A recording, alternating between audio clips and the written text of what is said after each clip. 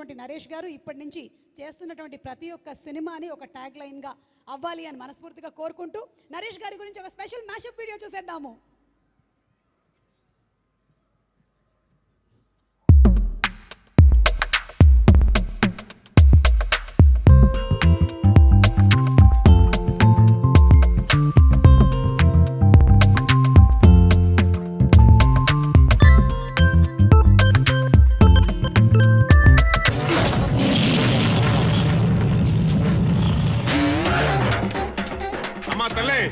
నీ సల్లని చూపులతో లైఫ్ ఇట్ట 3 బ్రేకులు 6 బైకులు కింద నడుచుకోవాలి.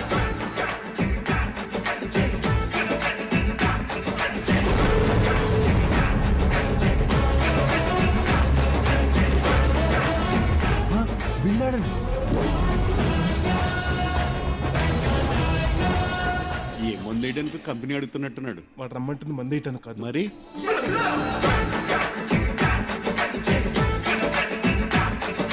రండ్రా. అంత పవర్ ఉందా? పొగరుంది. నా దగ్గర కత్తుంది. చదువుకున్నాడు కూడా దగ్గర అర్థం కాలేదు నా కొడుక్కి. నేను చదువుకోలేదు. తీరమండి. కొడితే గానీ తీయలేదు. 2 గంటలు టైం వేస్ట్ అయింది కదా. 2 గంటలు నువ్వేం పిక్కావు?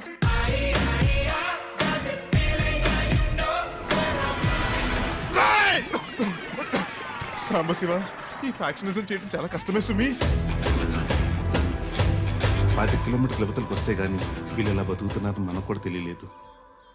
వీళ్ళను చూస్తుంటే బాధపడాలో జాలిపడాలో కూడా తెలియట్లేదు మాస్టర్. అందరూ నా జీవితం ఎక్కడితో అయిపోయింది అనుకుంటున్నారు. కాదు, ఇప్పుడే మొదలైంది.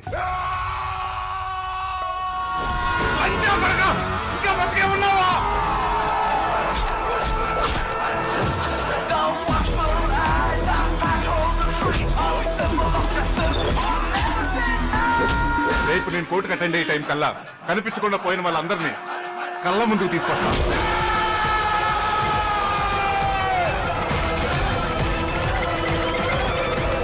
ఒక మనిషి పోతే 4 రోజులు బాధపడతాం. అదే మనిషి కనిపించకుండా పోతే మనం పోయేంత వరకు వాళ్ళు గుర్తు చేసుకుంటూ బాధపడతాం.